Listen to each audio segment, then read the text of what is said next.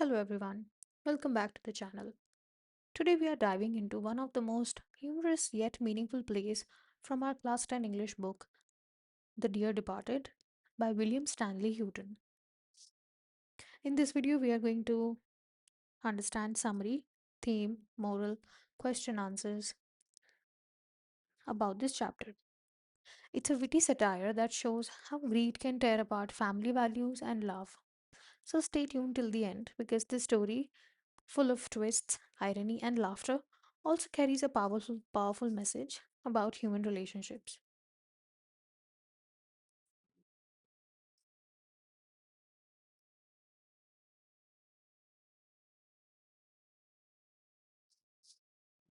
This story is written by William Stanley Houghton. He was born in 1881 in England, and his genre was social realism and satire. Social realism is the harsh reality of everyday lives of common working people without a lot of fancy things and stuff. And satire, we are going to understand later on. But in short, satire is something when we use wit, sarcasm, and humor, irony, and ridicule to mock someone or to mock a situation or to make people realize something, then we use satire. William Stanley Houghton was famous for exposing greed and hypocrisy. Greed is wanting more and more of something,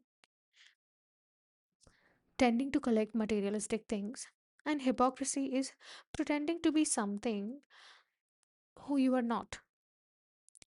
So, this chapter, The Dear Departed, mocks moral decay. Now, this word is an important keyword. Try to use this keyword in your answers while you're writing. Let's understand. Moral decay is a shift from collective well being and responsibility to hyper individualism and materialism, where personal gain and pleasure are prioritized over ethical considerations or social good. Meaning, hyper individualism means self centeredness. Self centric behavior, and materialism means collecting things, which does not make sense, which does not make a lot of sense because materialistic possessions won't last forever compared to the relations and memories with people. So, this is moral decay, where people change their perspective from well being of each other and living happily with each other. They change their perspective from that to extremely about themselves, hyper individualism, self centeredness, and materialism, where their personal gain and pleasure are more important than social good. So, this was about the writer.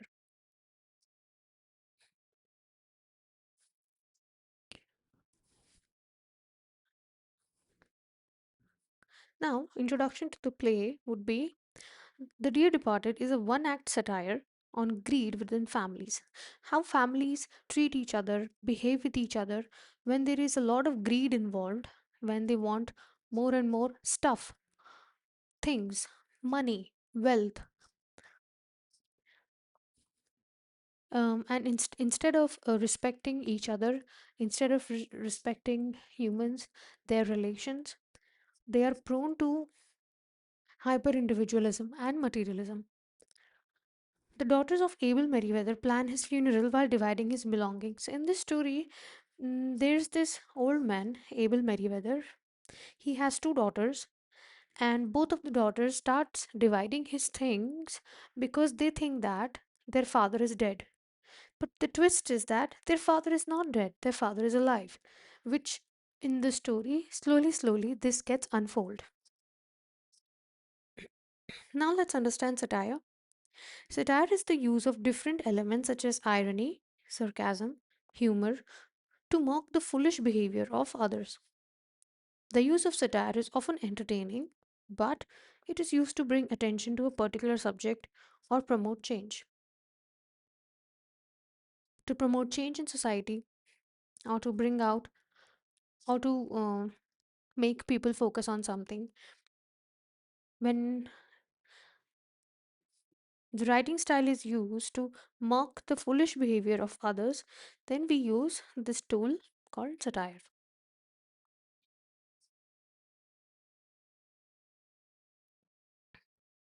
Let's understand about characters. These are the characters in the play. First is Abel Merriweather, who is the father. Sometimes in the chapter in the story, we refer to him as grandfather as well. He is very witty and he's an ironic father. He's very clever and smart, and he loves his family as well, but he is smart. Second is Mrs. Amelia Slater. She is greedy and dominant elder daughter of Abel Merriweather. So this is Abel. Abel has two daughters, Amelia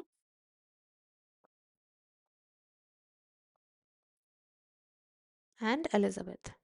Elizabeth is the younger sister of Amelia Slater. She's quite a bit selfish. Now, Amelia's husband is Ben.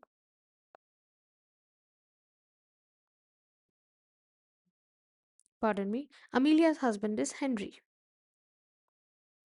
and Elizabeth's husband is Ben. Henry and Amelia has a daughter. Her name is Victoria. So Henry Slater is a submissive husband. Henry is submissive and his wife is dominating. So whatever Amelia says, even if Henry does not agree, he agrees with her because his personality is kind of submissive. He tends to give in to the situation. Then fifth character is Ben Jordan. Ben Jordan is practical but he's immoral, and he's the husband of Elizabeth. So these are the characters, and there's one more character, Victoria. Victoria is the daughter of Henry and Amelia.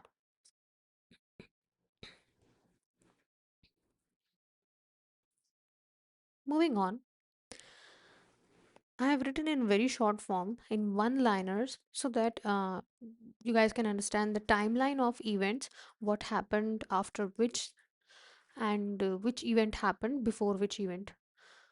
So, in case if you want to write down the timeline, you can write this down, but then I'll explain in details everything in detail. First, the first thing that happened is family believes Abel is dead. They start dividing his things. Amelia takes his clock, his big clock, and his slippers. Elizabeth arrives, pretending sympathy. So, this play presents an interesting situation that has tragically become a very commonplace in the world of today. The scene of the play is set in the sitting room of a small house in a lower middle class district of a provincial town. And the play starts with a tea table has been laid, and Mrs. Slater, she's a little bit plump and active lady, and she's in mourning,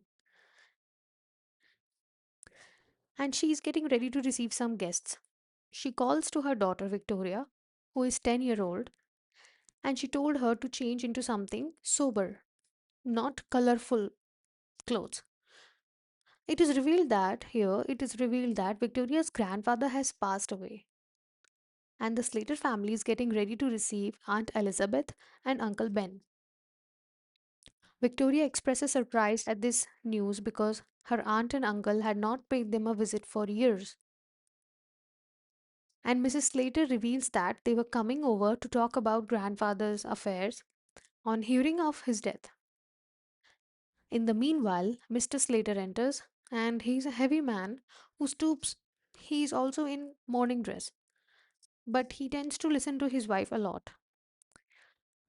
Henry Slater is skeptical whether Elizabeth will come, so Henry does not think that Elizabeth and her husband would come because they have not visited them for many, many years.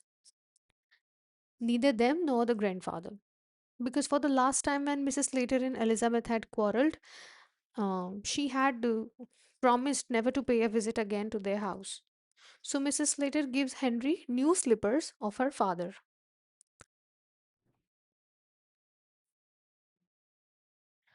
Mrs. Slater gives Henry new slippers of her father. She also plans to take away the new bureau of the father. Here, bureau is important, and bureau is a kind of chest of drawers, and it's kind of a table as well. A piece of furniture, you can understand. So she take away the new bureau of grandfather and shift it to their room before Elizabeth and Ben arrive. Both the husband and wife lock the front door. Who? Ben, who? Henry and Mrs. Slater, the elder daughter. So they lock the front door and shift the bureau down and put their old chest of drawers there. Victoria wants to know why they are stealing grandfather's things, but her mother tells her to remain quiet. Grandpa's new clock is also taken away. Meanwhile, there's a loud knocking at the door, and the Slaters take plenty of time to look normal. Mrs. Jordan and Ben pretend to be emotional at the death of Mr. Abel Merriweather, their father, and both the ladies started comparing their mourning dresses, criticizing each other's outfits, and trying to outshine each other. Outshine means they try to be better than each other. They have this competition of who is looking better than who. Instead of feeling sadness or grief, hoping that their father is dead, they have this unsaid competition of outshining each other.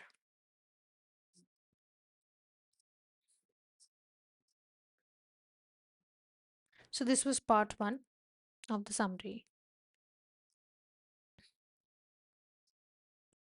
Then Jordans arrive for funeral. Here, Jordans are Elizabeth Jordan and Ben Jordan. So, what happens is Mrs. Jordan is surprised to discover that no doctor had been summoned to check on her father. No doctor has been called to check on her father. So, Mrs. Slater insists that, in a very stubborn manner, that she had been keen on Mr. Pringle.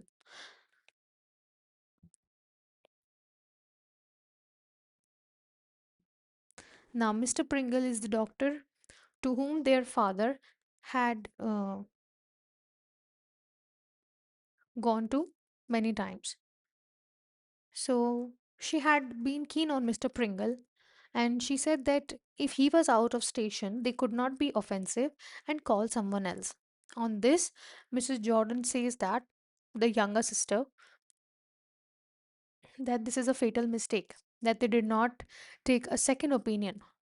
But the irony in this statement is Mrs. Jordan, who had not visited her father from many years, who had arrived late arrived late for this morning thing, and who was trying to arrange her dress, and that's why she had gotten late. She was telling to her sister that you have done a fatal mistake. So, this is the irony. Being late herself, she was blaming her sister. And elder sister's mistake was she did not take second opinion. She did not consult with any doctor. If Mr. Pringle was out of town, she could have considered any opinion with another doctor. So she said if Mr. Pringle was out of town, it would be, they could not be offensive and call someone else. This is professionally not ethical. Mrs. Slater reveals that her father had been happy in the morning and he had apparently gone to pay the premium of his insurance policy. He was generally going to Ringo Bells frequently, and the night before he had come drunk and had gone to bed without having dinner.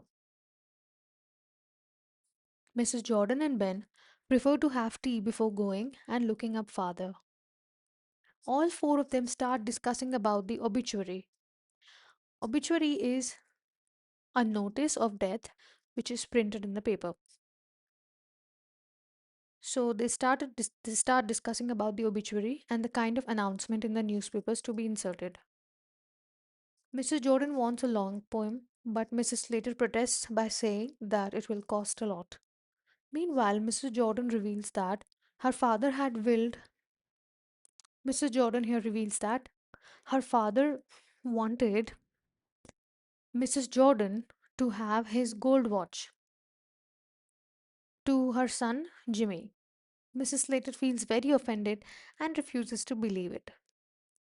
Victoria says that grandfather had not gone in the morning to pay his premium, but had instead gone over to the Ring of Bells, which was the public house managed by John Shorrock's widow.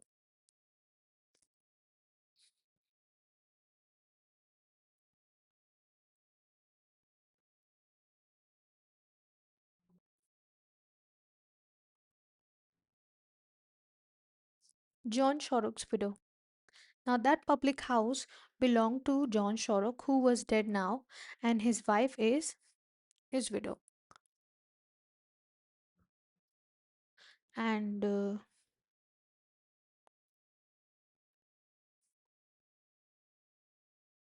this place, Ringo Bells, belonged to her.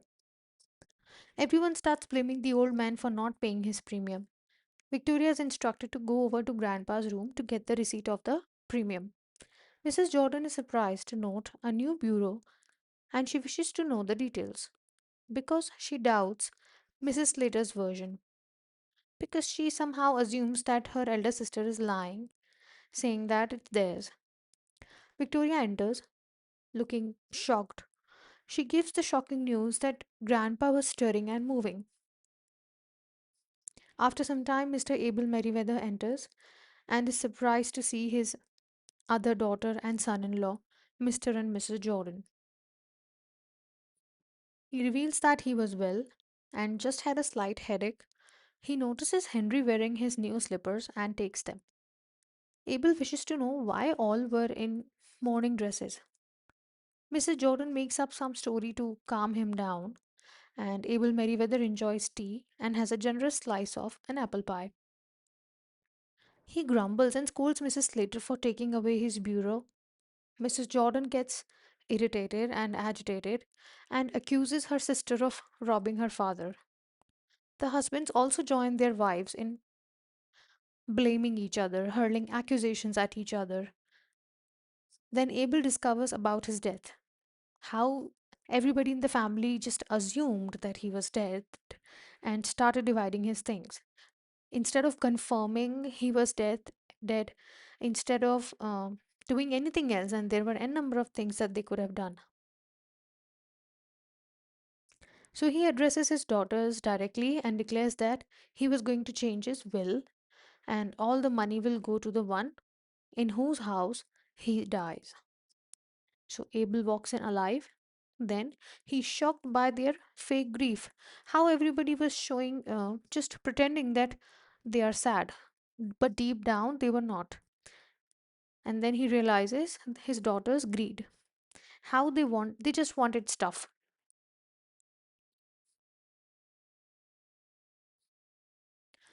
And in the last part of the summary, Abel decided that he will change his will and all the money will go to the one in whose house he dies. Whoever will keep the father will keep the money. Both the daughters now start fighting with each other to keep their father with them. Abel is amused and he watches all the fun. At last he makes his announcement which shocks everyone. On Monday he would go to the lawyer, alter his will, and then he would go to the insurance office and pay his premium. After that, he would go to the church and get married to Mrs. Shorrocks.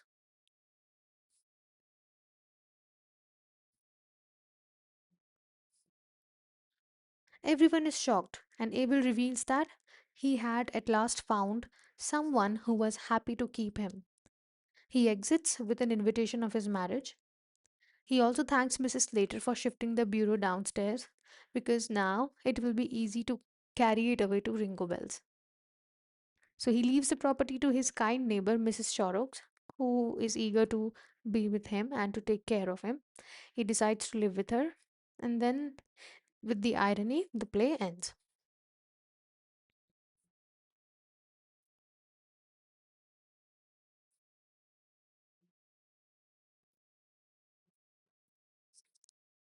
Now, the theme of this play would be, yeah, the theme of this drama would be, first is greed and materialism. Greed and materialism is seen a lot these days because people fight over their belongings. But talking about this particular play, Dear Departed, in this play, both of the sisters fight over their father's belongings, like the clock and slippers and bureau and his gold watch. Then hypocrisy. Hypocrisy means pretending to be sad, pretending sorrow while dividing property. They were dividing property with each other and they were showing that they were sad, but deep down in their hearts they were not. Family breakdown. There is no emotional connection in the family. The sisters are not in love with each other. They do not like, they give basic mutual respect to each other. Instead, are hurling accusations, especially when they have met after so many years and on this sad occasion. Irony and satire. Also, in family breakdown, we can see that in the end, their father does not plans to stay with them, with his daughters, any of the daughter. He plans to live with someone else. So eventually, their family, how families breaks down when there's a lot of greed and materialism and hypocrisy. In the end, irony and satire. Irony appears when something happens opposite to what is expected. Abel is dead, but he is alive, while the daughter's love and morals are truly dead. Also, moral decay as well. In theme, we can say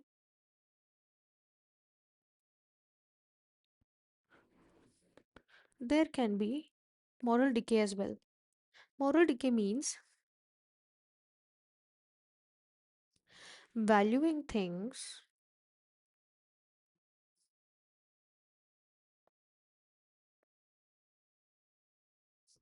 over the person, to give more value to materialistic things instead of people.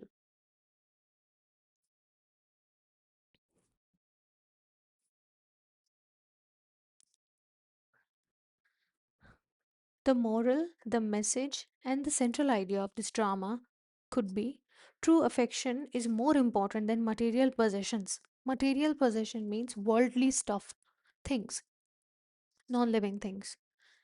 So, true affection can never replace stuff, things, materialistic possessions.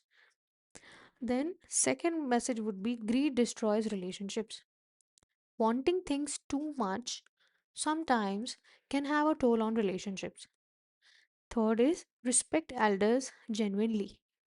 We should all respect our elders genuinely. There should be no fake respect. And the central idea is satirical portrayal of moral decline. Moral decline we have already discussed, valuing things more than people. So you can write this down. Now, these are some important keywords which you can use in answers for high marks. And if you use these words in your answers, you might get more marks. You might get full marks because these are important keywords. First is satire.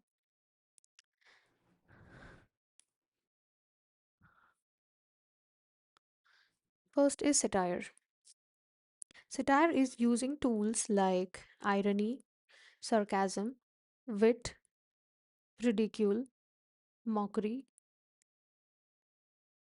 to focus on a particular issue or to bring about a change in society or to mock foolishness of people. Irony appears when something happens opposite to what's expected.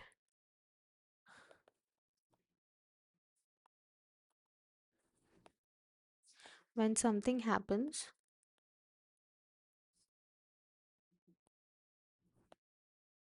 opposite to what is expected. The biggest irony is that everyone thinks Abel is dead, but he is alive, while the daughter's love and morals are truly dead. Then materialism. The daughters care more about money and possessions than about their father. Both of the daughters, none of the daughters care about their father or are sad about their father. They only care about money and possessions, things. They measure relationships by what they can gain, not by love or respect. Then hypocrisy. Both sisters pretend to be sorrowful for appearance's sake. They both have a competition, unsaid competition of wearing a better mourning dress, but secretly they fight over Abel's belongings. Their fake emotions show double standards and moral emptiness. So, hypocrisy means double standards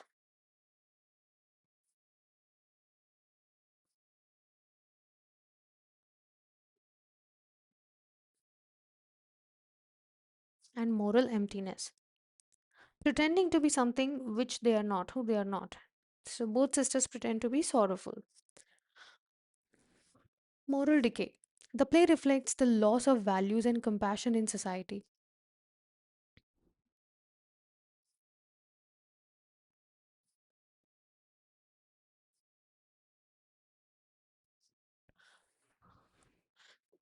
Loss of love, loss of respect towards each other. Family members exploit even death for personal benefit. This shows how morality has decayed, like their inner compass is not working properly.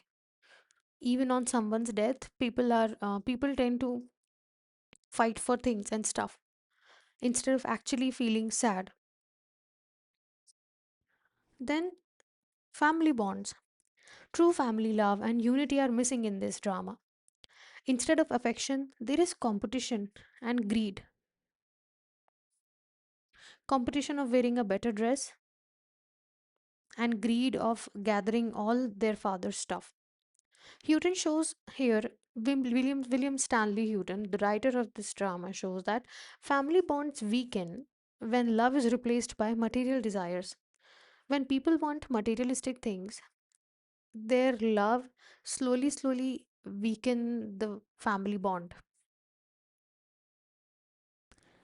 Then inheritance.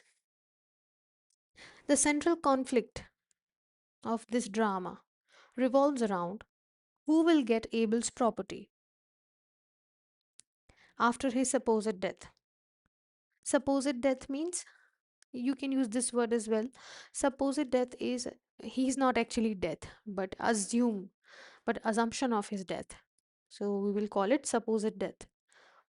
The daughters fight over inheritance, exposes their selfish motives, and drives the play's irony. So they fight for Abel's property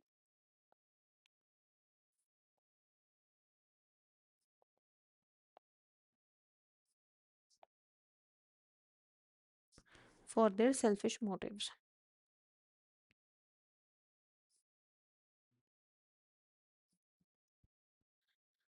This was the story, summary, theme, central idea, moral, and message of the drama. Now let's discuss some of the most important questions that are really important, which might come in exam. So this question asks the significance of the title of the play, The Dear Departed. Bring out the irony in it, which is very important. Let's understand. So first we have to signify the importance of the title of the play, why this title is appropriate. Then we will explain the irony in it. First, let's understand literal meaning. At first glance, the title seems to refer to someone who has passed away, who is dead. Departed means the person has gone and the person is dead. Dear means dear meaning loved and departing meaning dead. It gives the impression of a respectful farewell to a loved one who is no more. A loved one who is no more. So, this gives the impression of a respectful farewell. This is the actual meaning of the title, Dear Departed. The irony in the title is completely opposite thing, opposite to the meaning of respectful farewell. The irony lies in the fact that no one has actually departed, nobody died. Abel Merriweather, whom everyone assumes to be dead, is very much alive. He's absolutely alive, he's not dead. Yet, his daughters treat his supposed death as an opportunity to grab his possessions. Instead of genuine grief, they show greed, hypocrisy, and moral decay.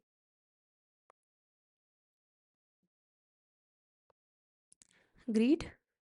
They started fighting over his belongings, like the clock and slippers. Hypocrisy? They pretend to be sorrowful while dividing property. Moral decay? They value things over the person himself. So the dear departed is not truly dear to them and not departed either. Neither the person is departed because Abel Meriwether is very much alive, and neither he is dear to them. Abel isn't dead, and daughters mourn for property. So first we will explain how what is the actual meaning of the first we will explain the actual meaning of the title, the dear departed. Then we will explain the irony in the title. So first literal meaning, then we will explain the irony in the title.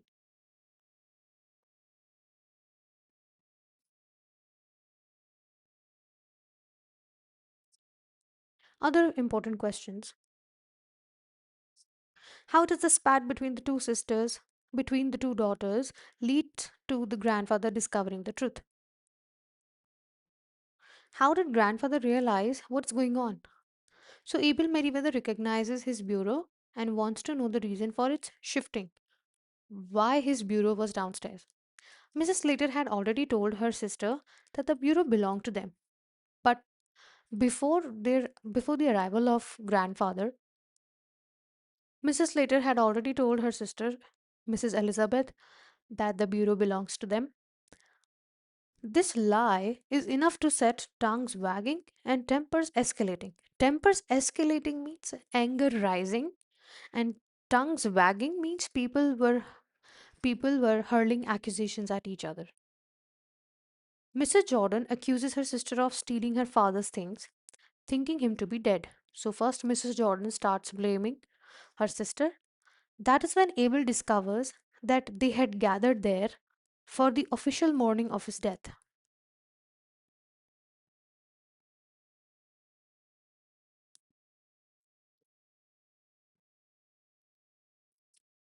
Second question. Third question. Describe the character of Victoria in Dear Departed. This is also an important question because this is asked in different ways. Bring out the character of Victoria. What were the characteristic traits of Victoria? Write a character sketch on Victoria. What was her character in Dear Departed? So Victoria Slater, daughter of Mrs. Slater and Henry Slater. She is an innocent, honest, and an affectionate child who loves her grandfather genuinely. She is the only one in the family who actually loves her grandfather. Her truthfulness and curiosity expose the greed and hypocrisy of the adults around her. So she is truthful, she doesn't lie, and she's curious to know why things were happening the way they were. She questioned when Mrs. Slater were bringing the bureau downstairs. So she questioned her mother as well, and she exposed the greed and hypocrisy of the adults around her. She feels happy when Abel returns alive, showing her pure heart and moral clarity that she loved her grandfather. She did not wanted anything from him. She just wanted him to be alive. Through Victoria, the playwright highlights the contrast between childlike sincerity and adult selfishness. How sometimes children's sincerity is genuine and adult selfishness is very harmful. Another important question that we see is, why was the family surprised to see the grandfather awake? Why everybody in the family were shocked to see the grandfather was alive?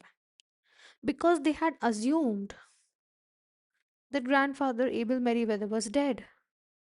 So that was a supposed death.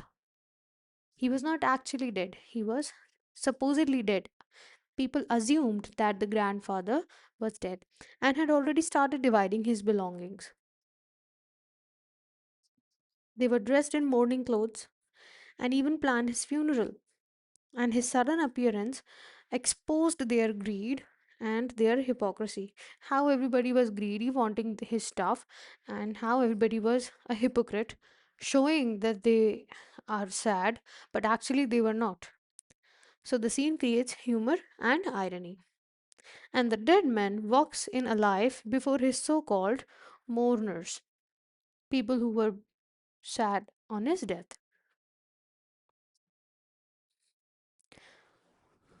Another few important questions which might come in exam and which you should prepare, and in case if you want answers we can discuss in another video. Character sketch of Mrs. Slater, what kind of a person she is. Role of irony in the play, very important. Describe Abel's attitude, what was grandfather's attitude towards everything which was happening. Message about family values, what kind of values should be passed in families, and use of humor and satire.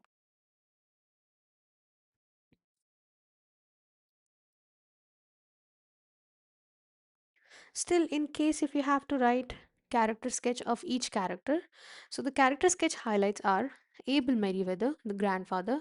He is wise, humorous, and morally he is strong. Mrs. Slater, she's dominant and greedy. Mrs. Jordan, pretentious, only believes in show off, and a little bit selfish. And their husbands, submissive, which is a symbol of their weak morals.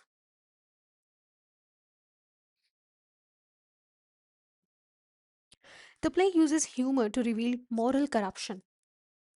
People's values are disturbed. Teaches this drama teaches us to respect elders and relationships, and it is still relevant today.